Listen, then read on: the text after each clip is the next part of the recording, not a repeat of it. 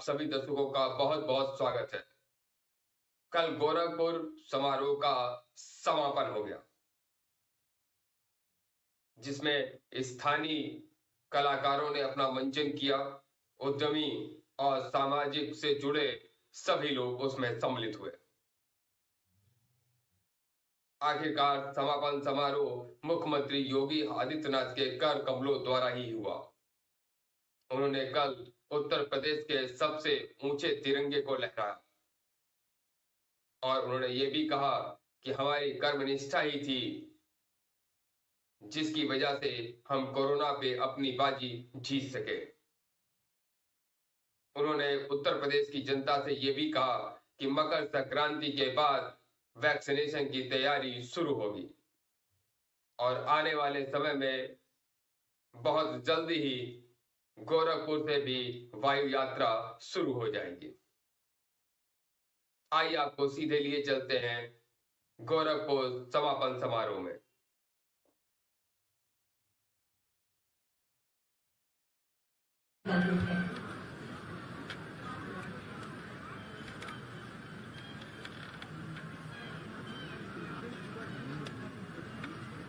गोरखपुर महोत्सव के आज के समापन कार्यक्रम में मंच पर उपस्थित प्रदेश सरकार में मेरे वरिष्ठ सहयोगी,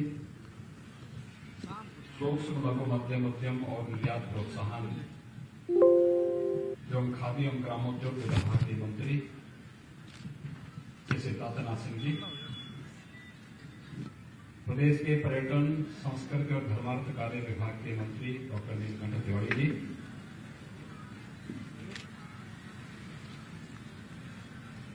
माननीय सांसदगण श्री रविकिशन शुक्ला जी, श्री कमलेश पासवान जी, श्री जयप्रकाश निषाद जी, माननीय विधायकगण डॉक्टर राधा मोहन दास अग्रवाल जी, श्री विपिन सिंह जी, श्री महेंद्र पाल सिंह जी, श्री फतेह बहादुर सिंह जी, श्री संत प्रसाद जी, काशी से पधारे सतवा बाबा आश्रम के श्री महंत महामंडलेश्वर महंत संतोष दास जी महाराज, अपर मुख्य सचिव सूचना सूक्ष्म लघु मध्यम उद्यम श्री नवनीत सहगल जी,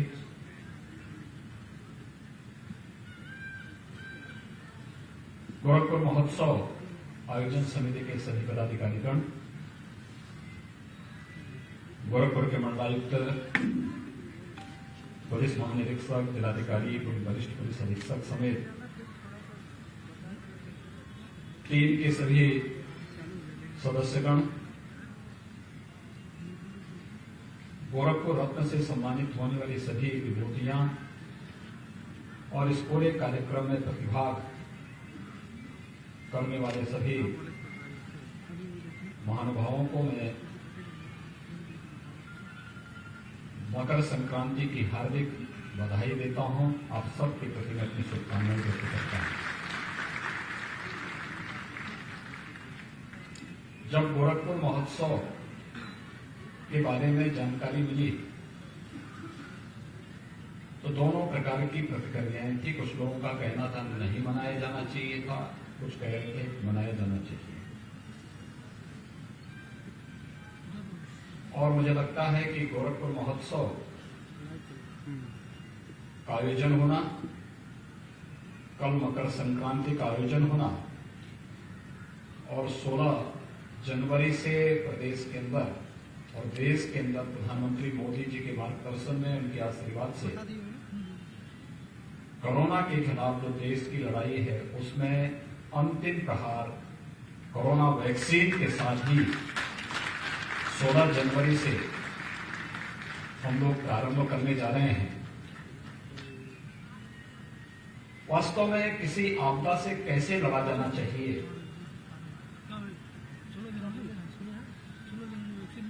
आपने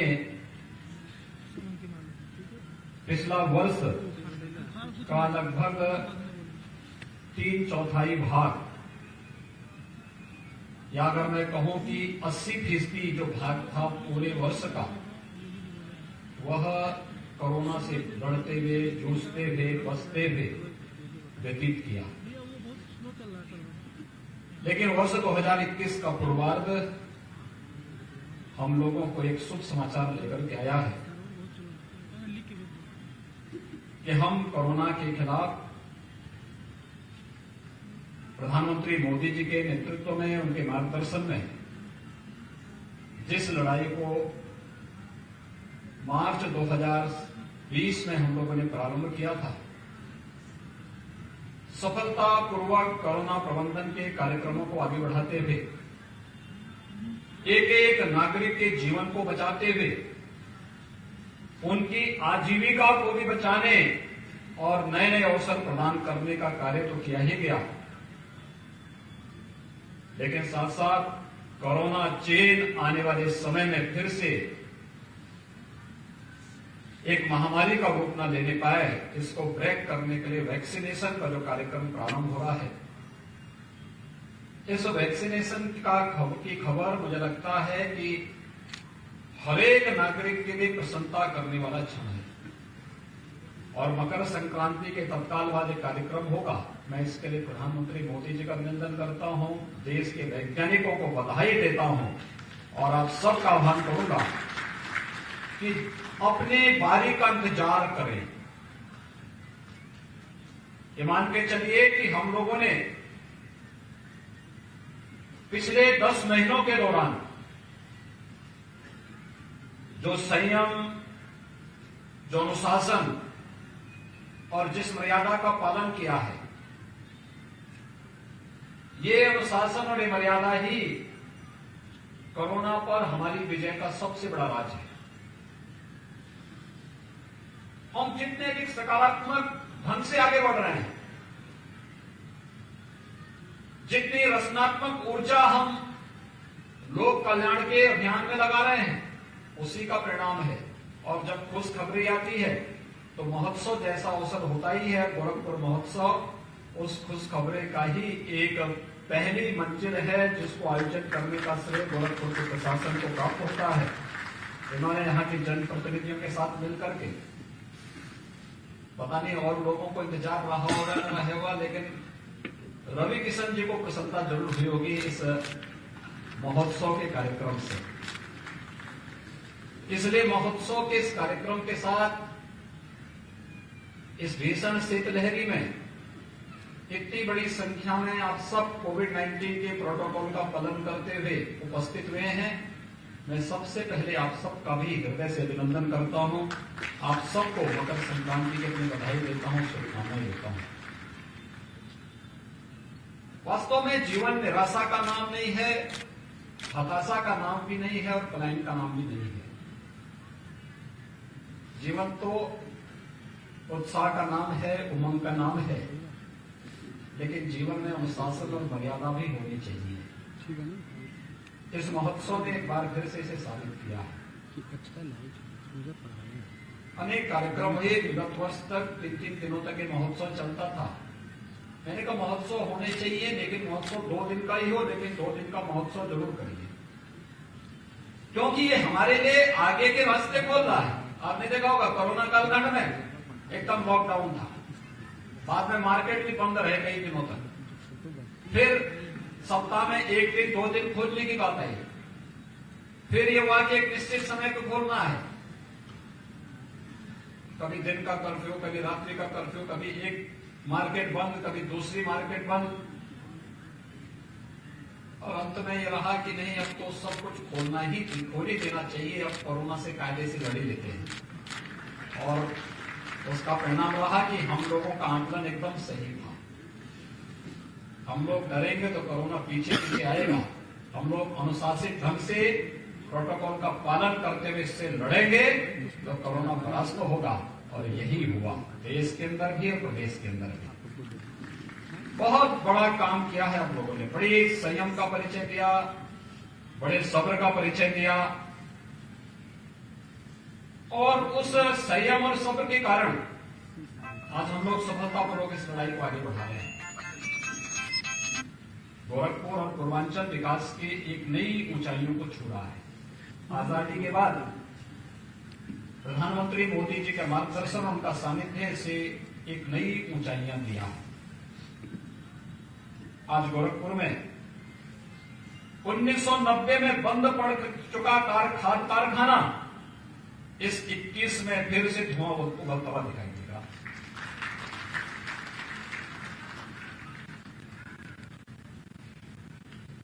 कभी 1977 में बीमारी आई थी और वो बीमारी यहां के मासूम बच्चों को निकल जाती थी। हर वर्ष 1200-1500 बच्चों की मौत एक छत के नीचे हो जाती थी। कोई सुनने वाला नहीं था। लेकिन 2016 में प्रधानमंत्री मोदी जी ने इस बीमारी को समाप्त करने का संकल्प लेने के लिए गोरखपुर में एम्स भी दे दिया। और यह वर्ष जब 2021 में एम्स भी गोरखपुर और पूर्वांचल वासियों को प्राप्त होगा। फुल फ्लेज एम्स कार्य करता हुआ दिखाई देगा गोरखपुर में। गोरखपुर में बंद पड़ चुके चीनी मिलें फिर से प्रारंभ हुई हैं। आधुनिक इंफ्रास्ट्रक्चर का लाभ यहां के लोगों को प्राप्त होना ही चाहिए। आप सड़कों के चौड़ीकरण के कार्य को देख रहे होंगे। पहले सिंगल लेन की सड़क घंटों जाम में रहना पड़ता था। आज के कार्यक्रम में कालीवाड़ी के बाबा को भी आना था, लेकिन वो इसलिए नहीं आ पाए क्योंकि गीता प्रेस की तरफ की रोड पूरी तरह जाम है, वे वहीं पर जूझ रहे होंगे। लेकिन जब तक इन सड़कों का चौड़ीकरण का कार्य करने की हिम्मत हम लोग नहीं जुटाएंगे, तब तक विकास वास्तव में हमारे पास आएगा नहीं, हमसे दूर भागेगा। और अगर हम अपने युवाओं के लिए रोजगार देना है, नौकरी की संभावनाओं को आगे बढ़ाना पड़ेगा, पढ़ना है, तो हमें आधुनिक इंफ्रास्ट्रक्चर को अपनाना ही पड़ेगा। सड़कें चौड़ी होती हुई दिखाई दे रही है। लोगों का आवागमन उतना ही सहज और सरल भी होता हुआ दिखाई दे रहा है। गोरखपुर का एयरपोर्ट आज 9 फ्लाइट, कहीं से भी आप देश के अंदर कहीं भी जाना चाहेंगे, गोरखपुर के एयरपोर्ट से वहां की सुविधा प्राप्त होगी। बहुत शीघ्र कुशीनगर से इंटरनेशनल फ्लाइट होनी प्रारंभ हो जाएगी। इंटरनेशनल एयरपोर्ट कुशीनगर में ही बन रहा है। यहां से मुश्किल से 1 घंटे की दूरी पे कुशीनगर आपको बेहतरीन सुविधा देगा। और गोरखपुर वासियों के पास तो रामगढ़ ताल है, हम सी प्लेन भी उतारेंगे यहां पे बहुत शीघ्र। यानी सी प्लेन एक ऐसी व्यवस्था है जहां पे वह सामान्य एयरपोर्ट पर, एयर स्ट्रिप पर भी वो प्लेन उतर सकता है और पानी में भी उतर सकता है। तो ये सुविधा हम लोग यहां पर दे रहे हैं। बहुत शीघ्र वह भी व्यवस्था यहां के लिए करने जा रहे हैं। एक आधुनिक सुविधा। अगर आपको लगता है कि वैसे पहले नंदानगर में लोगों को बहुत देर तक अगर किसी को दिल्ली जाना होता था और नंदानगर में रेलवे की कृपा होती थी, गेट बंद हो गया तो उनकी फ्लाइट छूट जाती थी और बेचारा सिर पीटते रह जाता था। आज हमने वहां अंडरपास दे दिया है। आपको रुकने की आवश्यकता नहीं पड़ेगी, अंडरपास से आप निकल के सीधे एयरपोर्ट पहुंच जाएंगे। लेकिन उस सब के बावजूद भी अगर आपको लगता है कि एयरपोर्ट दूर है, दूर हो रहा है, यद्यपि दूरी नहीं है, लेकिन फिर भी किसी को लगता है तो सर्किट हाउस के पास आएगा। यहीं से उसको सी प्लेन से हम लोग किसी भी अन्य जगह पहुंचाने की व्यवस्था करवा देंगे। देश के किसी भी कोने में हो जाएगा। इस प्रकार की सुविधा भी उन्हें यहाँ पे प्राप्त होती हुई दिखाई देगी। विकास आज की आवश्यकता है। ये लोगों के जीवन में परिवर्तन करेगा, नौजवानों के लिए रोजगार और नौकरी की संभावनाओं को आगे बढ़ाएगा, लोगों की सोच को सकारात्मक करेगा। और ये सकारात्मक सोच ही जीवन में हम सबको आगे बढ़ने के लिए नित नई प्रेरणा प्रदान करता है। और ये सब इसलिए संभव हो पाया क्योंकि आपने अपनी सोच को सकारात्मक रखा, विकास परक रखा। आज से नहीं, मैं पिछले 30 वर्षों से देख रहा हूं। जब भी मैंने किसी एक आह्वान के साथ गोरखपुर वासियों को जोड़ा, एक गोरखपुर का वासी हर प्रकार के उससे ऊपर उठ करके गोरखपुर के लिए सड़कों पर हमारे साथ जूझता हुआ दिखाई दिया। ये जज्बा गोरखपुर के विकास को, पूर्वांचल के विकास को हमें आगे बढ़ने के लिए निरंतर प्रेरित करता है। और आज इसका परिणाम है कि उत्तर प्रदेश देश के अंदर कुछ नया करने के लिए करता हुआ दिखाई देता है। ये नयापन, इसकी प्रेरणा का केंद्र बिंदु गोरखपुर ही है। इस प्रेरणा के केंद्र बिंदु प्रधानमंत्री मोदी जी का मार्गदर्शन और उनका सानिध्य है। एक नई व्यवस्था के साथ हम लोग आगे बढ़ रहे हैं और परसों से जब 16 जनवरी से टीकाकरण में महाअभियान प्रारंभ होगा तो देश के अंदर दुनिया की सबसे बड़ी महामारी की पिछली सदी के सबसे बड़ी महामारी से कैसे जूझा भारत और कैसे हमने बेहतर परिवर्तन करके देश के सामने, दुनिया के सामने उदाहरण प्रस्तुत किया।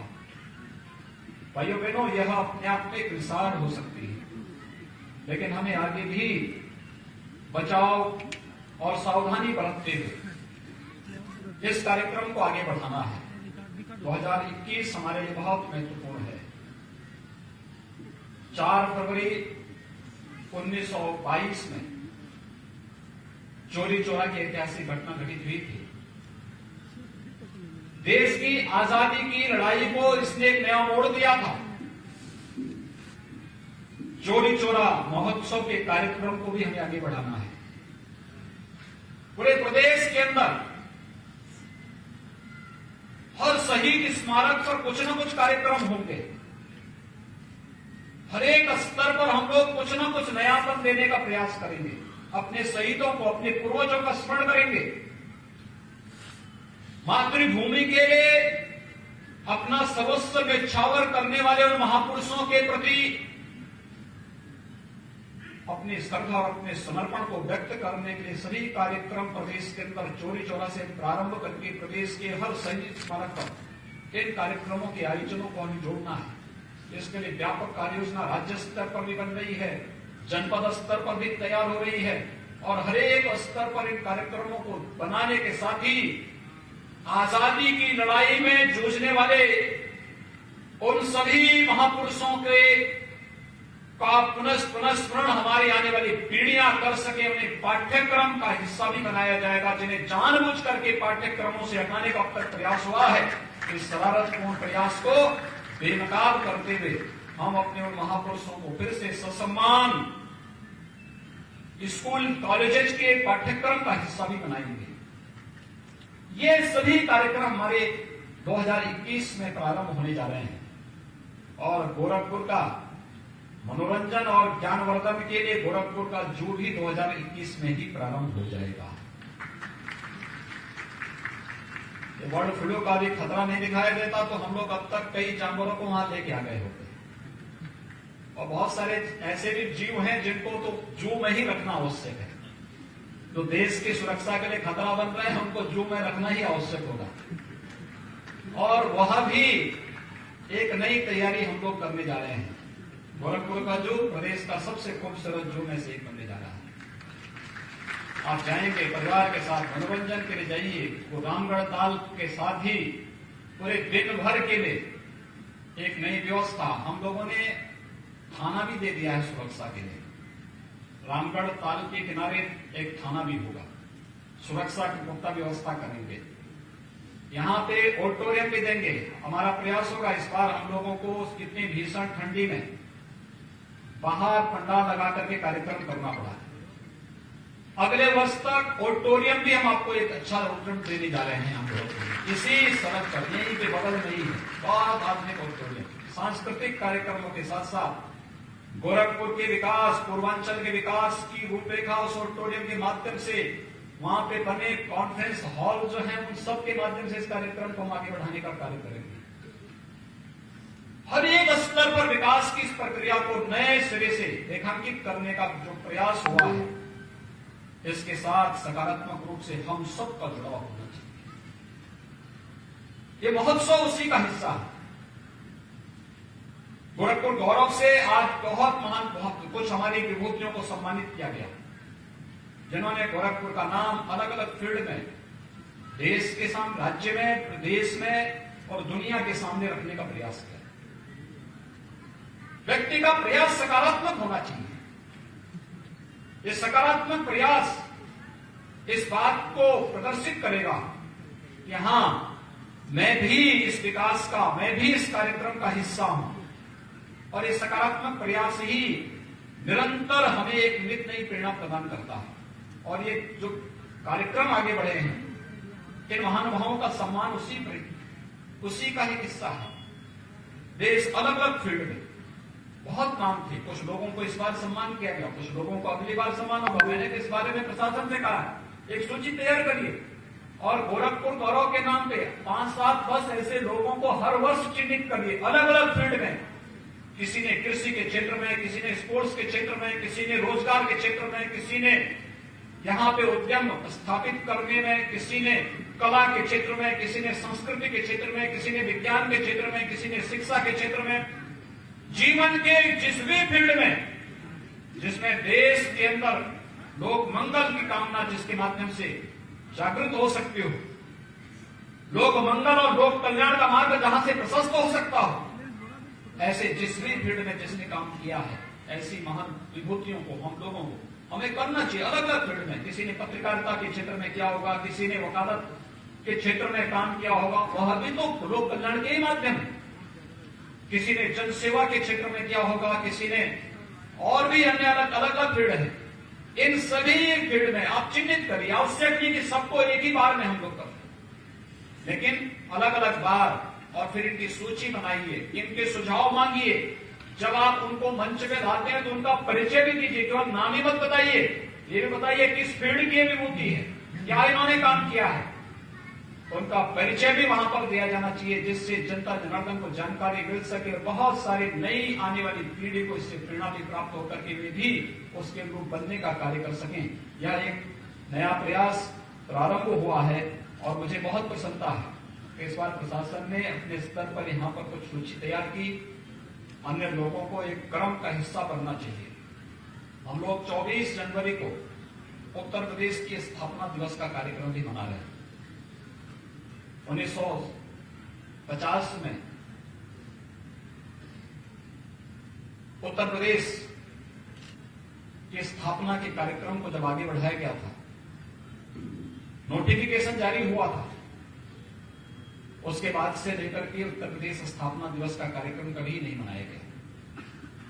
2017 में जब हमारी सरकार आई तो पहली बार एक आयोजन 2018 में आयोजित हो पाया और 2018 का पहला कार्यक्रम हम लोगों ने उस अवसर पर पहला जो एक अभिनव योजना प्रारंभ की थी वह की थी एक जनपद एक उत्पाद की, 1 डिस्ट्रिक्ट 1 प्रोडक्ट की।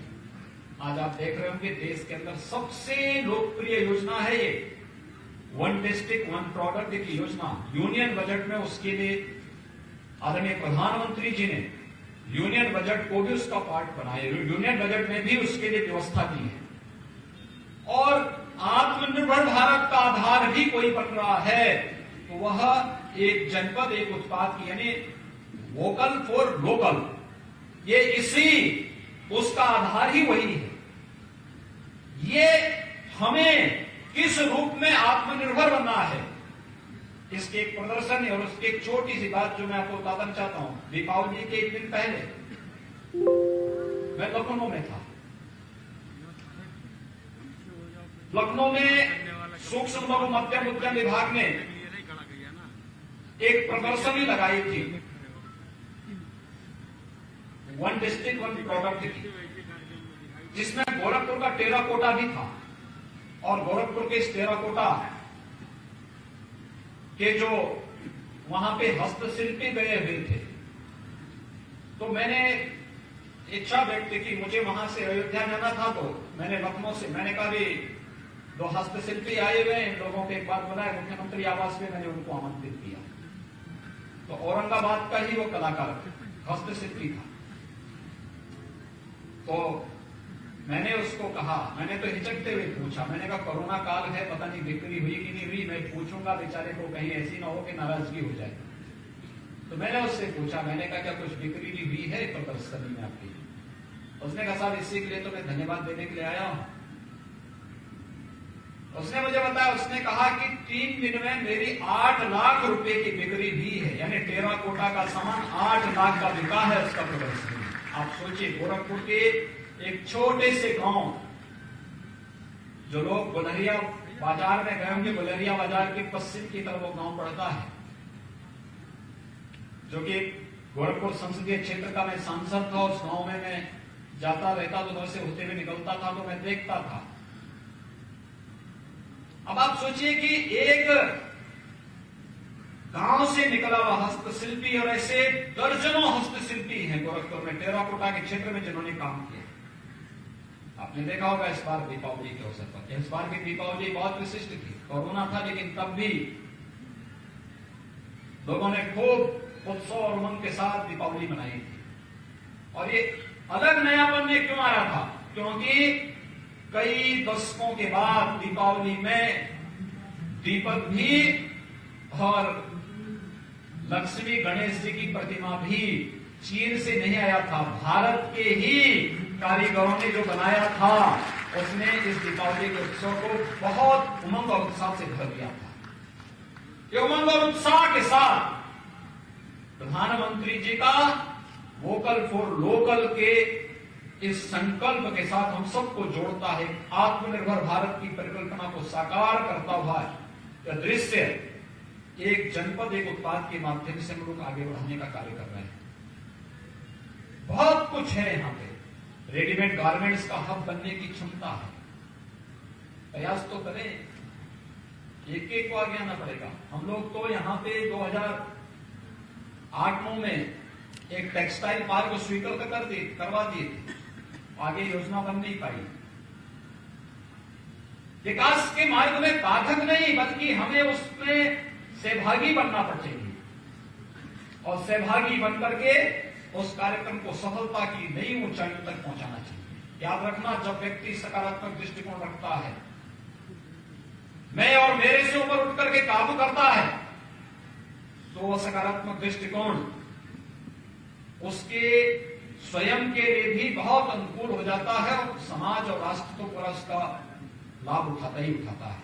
और वो सकारात्मक दृष्टिकोण विकास के प्रति हम सबको आगे बढ़ना पड़ेगा। देश की आजादी में महत्वपूर्ण भूमिका निभाने वाले चौरी चौरा की घटना का यह 87 वर्ष प्रारंभ होने का अवसर भी है। और भाइयों बहनों, मैं आप सबको इस बारे में कहना चाहूंगा कि यह आंदोलन स्वदेशी आंदोलन है। स्वदेशी आंदोलन को कैसे हम आगे बढ़ा सकते हैं? खादी उसका एक माध्यम बन सकता है, लोकल प्रोडक्ट उसका माध्यम बन सकता है। हमने इसीलिए जो थीम दी है पूरे कार्यक्रम के लिए भी, और स्वदेशी का दिया है, स्वच्छता का दिया है, और स्वावलंबन का दिया है। ये पूर्वांचल के लिए तो और भी प्रासंगिक हो जाता है, क्योंकि ये जो इंसेफ्लाइटिस की बीमारी है, ये मस्तिष्क ज्वर की बीमारी है, गंदगी इसका मूल आधार, मूल कारण है। स्वच्छता, स्वच्छ भारत मिशन ने हर घर में शौचालय दिए, शुद्ध पेयजल की आपूर्ति करवाई, तो बीमारी 95% से अधिक मौत के आंकड़ों को रोकने में सफलता प्राप्त हो गई। एक सकारात्मक सोच के साथ कार्यक्रम को आगे को बढ़ाइए, सफलता आपके पीछे पीछे भागेगी। और उस सफलता को प्राप्त करने के लिए स्वदेशी को, स्वच्छता को और स्वावलंबन का आधार आत्मनिर्भर भारत के परिकल्पना के अनुरूप एक जनपद एक लोकल प्रोडक्ट उसका आधार बनेगा। और इसी को थीम को आगे बढ़ाते हुए हम लोग कार्यक्रम को आगे बढ़ा रहे हैं। मैं धन्यवाद दूंगा आयोजन समिति से जुड़े हुए सभी लोगों को, अभिनंदन करता हूं। गोरखपुर गौरव से सम्मानित होने वाले जितने भी हमारे यहाँ मेहमान जो विभूतियां हैं, जिनको आज इस मंच पर सम्मानित किया गया है, उन सब का मैं हृदय से अभिनंदन करता हूं। आयोजन में सहभागी बनने वाले जितने भी कलाकार थे, जितने भी कर्मी थे, संस्कृति कर्मी थे, या अलग अलग विधा से जुड़े हुए जो महानुभाव थे, उन सब का भी मैं हृदय से धन्यवाद देना चाहता हूं, उन सब का अभिनंदन करना चाहता हूं। गोरखपुर के जनप्रतिनिधियों, जिनकी सकारात्मक भूमिका के कारण यहाँ का प्रशासन इस कोरोना कालखंड में और भीषण शीतलहर के बीच इतना भव्य और दिव्य कार्यक्रम को यहाँ पर आज संपन्नता की ओर अग्रसर कर रहा है, क्योंकि कार्यक्रम जल्दी संपन्न हो। कल बाबा गोरखनाथ को खिचड़ी भी चढ़ाने के लिए सभी लोग जाएंगे और इसीलिए हम लोग भी इसकी तैयारी में मैं स्वयं भी आया हूं कि व्यवस्था देख सकूं, कार्यक्रम को आगे बढ़ा सकूं। आप सबको मैं फिर से मकर संक्रांति की हृदय से बधाई देता हूं। उत्तर प्रदेश के प्रयागराज जिले में आज से कुंभ मेले का आयोजन शुरू हो गया है। बताया जा रहा है कि अब की यहाँ पे लोग आते हैं और मिनिमम 45 दिन का कल्पवास करेंगे, लेकिन अब की उन्हें अपने साथ कोरोना का सर्टिफिकेट भी लेके आना होगा। पूरे विश्व का सबसे बड़ा ऐतिहासिक मेला होता है और दुनिया के कोने कोने से इस मेले में लोग आते हैं।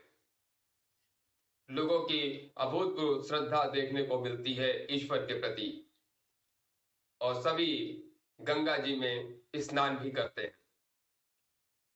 लेकिन अब की प्रशासन के लिए एक बहुत बड़ी कड़ी चुनौती भी होगी।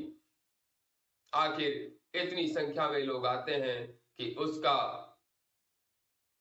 किस प्रकार से अब की उन्हें मैनेज भी करना है और साथ में कोविड को भी ध्यान में रखना है। घाटों में नहाने के लिए भी सोशल डिस्टेंस का पालन सरकार को कराना पड़ेगा और उसी प्रकार से वो व्यवस्था भी कर रहे हैं।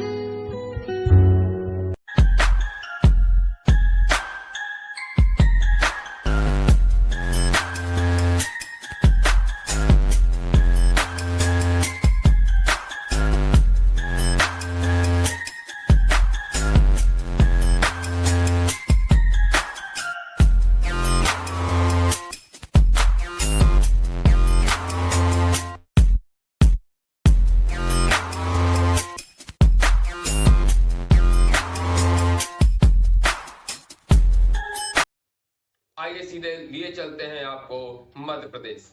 मध्य प्रदेश के मुख्यमंत्री शिवराज सिंह चौहान ने प्रधानमंत्री नरेंद्र मोदी के उस नारे को अब धरती पे उतारने के लिए अपनी कमर कस ली है। बेटी बचाओ बेटी पढ़ाओ। उन्होंने पुलिस कर्मियों से बात भी की और उन्हें सख्त निर्देश भी दिए कि जो भी बेटियां हमारे यहाँ से बाहर जाती हैं काम करने के लिए, उनका सारा रिकॉर्ड और पंजीकृत किया जाएगा और ऐसी व्यवस्था की जाए जिससे उन्हें कभी कोई समस्या हो तो वो सीधे आपसे संपर्क कर सके। आखिरकार शिवराज सिंह चौहान ने पहल शुरू कर दी है और उन्होंने शासन आदेश भी दे दिया है जिस पे सारा पुलिस महकमा भी लग गया है। खबरों के लिए हमारे साथ बने रहें। मैं अविनाश राजवंश। खबर अभी बाकी है। मिलते हैं एक छोटे से ब्रेक के बाद। कहीं मत जाइएगा।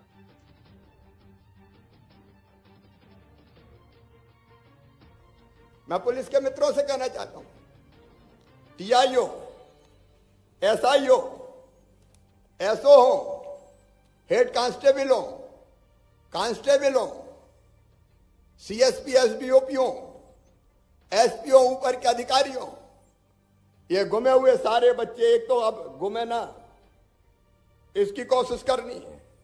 अब हम एक और अभी हम उसको अंतिम रूप दे रहे हैं कि अब कोई मजदूरी करने, काम करने के लिए भी कोई बेटी बेटा बाहर जाएगा तो पहले उसका रजिस्ट्रेशन जिले में किया जाएगा। जिले के बाहर अगर जाएगा तो हम एक व्यवस्था बना रहे, कम से कम ग्राम पंचायत में पता हो, और प्रदेश से बाहर जाना तो जिले में रजिस्ट्रेशन होगा कि बेटा कहां जा, बेटी कहां जा रही है।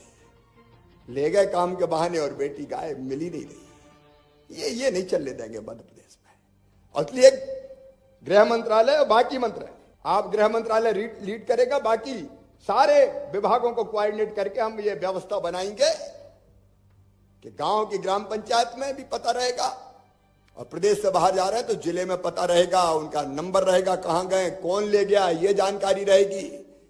बेटी को ये पता रहेगा कोई मुसीबत आई तो कहां फोन करना है, उनके पेरेंट्स का पता रहेगा, ताकि गड़बड़ अगर हो तो बेटी खबर कर सके, और ऐसे लोगों को हम तभी ठीक करने का काम कर सके ताकि बेटियां गायब ना हो।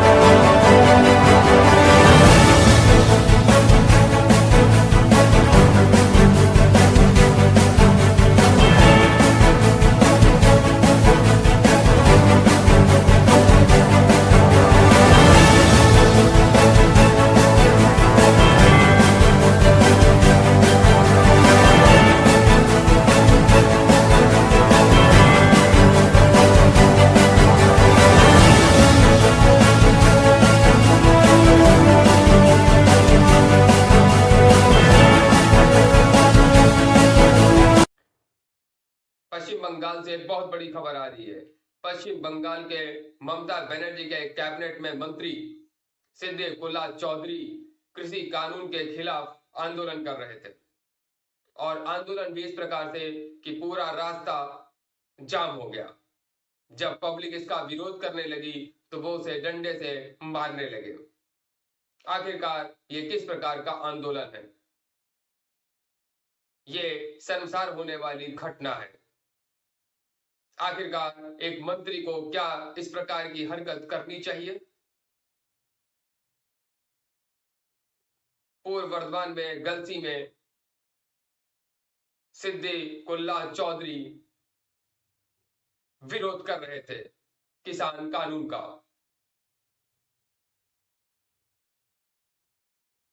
आखिरकार अब ममता बनर्जी को भी देखना होगा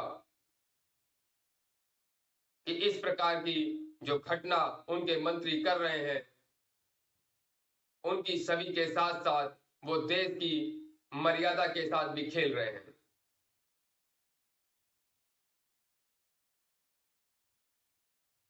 आखिरकार इस प्रकार का आंदोलन किस काम का, जिससे जनता को ही दिक्कत हो।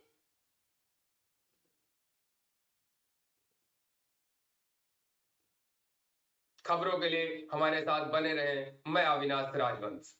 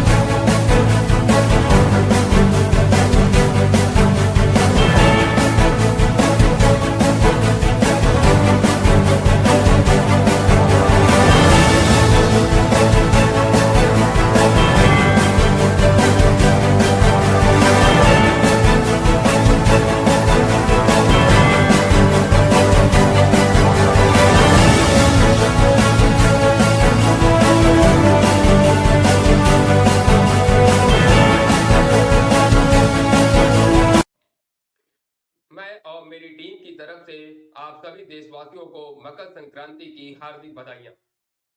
उत्तर प्रदेश के प्रयागराज जिले में आज से माघ मेले का शुभारंभ हो रहा है। यह मेला एक पौराणिक के साथ साथ विश्व विख्यात भी है। आप सभी देशवासी इस मेले में जाएं और पूजा अर्चना करें और साथ में ईश्वर से प्रार्थना करें कि हमारा ये साल सबके लिए मंगलमय हो। उत्तर प्रदेश के मुख्यमंत्री योगी आदित्यनाथ ने भी उत्तर प्रदेश की जनता को और देश की जनता को मकर संक्रांति का बधाई संदेश दिया है। आइए सुनते हैं।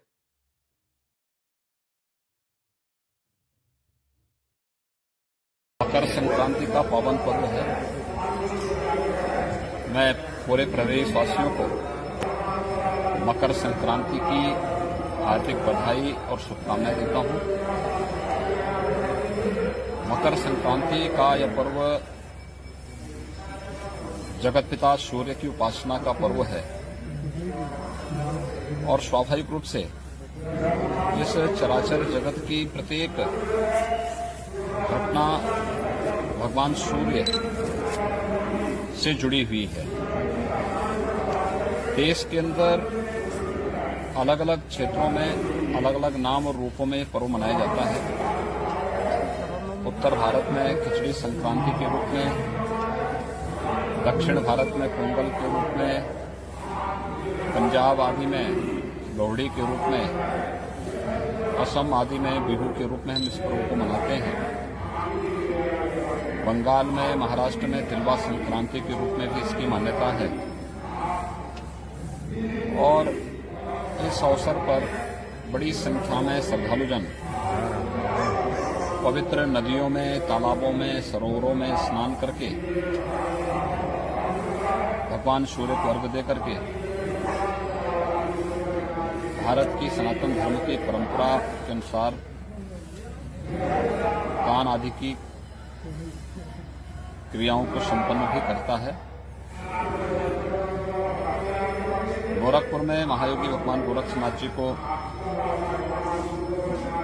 देश के अंदर से आने वाले लाखों श्रद्धालुओं के द्वारा आस्था की पवित्र खिचड़ी चढ़ाई जाती है और इसी निमित्त आज मकर संक्रांति के अवसर पर यहाँ पे लाखों की संख्या में श्रद्धालुजन आकर के अपनी इस परंपरागत आस्था को व्यक्त करने का कार्य यहाँ पे संपन्न कर रहे हैं। मेरा सौभाग्य है कि ब्रह्म मुहूर्त में अभी 4 बजे मंदिर में पूजा आदि की कार्यक्रम संपन्न होने के बाद भगवान गोरक्षनाथ जी को पवित्र आस्था की खिचड़ी चढ़ाने का सौभाग्य मुझे प्राप्त हुआ है। हजारों वर्षों की परंपरा है। इस परंपरा का निर्वहन आज यहाँ पे किया जा रहा है। इस अवसर पे संगम तट पर प्रयागराज में और जहां भी पवित्र नदी सरोवर हैं उन सभी जगहों पर बड़ी मात्रा में श्रद्धालुजन स्नान आदि करके इस पूरे आयोजन में शामिल होते हैं। मकर संक्रांति के अवसर पर यहाँ पर श्रद्धालुजनों के लिए पूरी सुविधा और व्यवस्थाएं यहाँ पर पहले से ही तय की गई हैं। उसमें मंदिर प्रशासन की ओर से भी, जिला प्रशासन की ओर से भी पूरी व्यवस्था है जिससे किसी भी श्रद्धालु को किसी प्रकार की कोई दिक्कत न होने पाए।